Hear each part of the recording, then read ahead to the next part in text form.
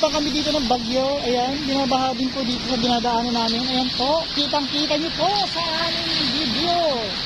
Baha po dito sa Thailand.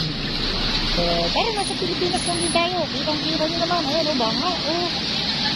Pero, dahil dyan, yan o. So, konting ulan, baha.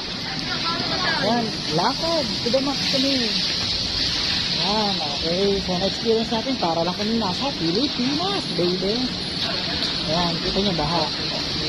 Pero dito, kasi pag bumaha, walang ganong basura. At Pilipinas, pag bumaha, bura. Dito, kahit paano, ayan, malinis. Okay, so nakikita nyo na. Okay, so see you.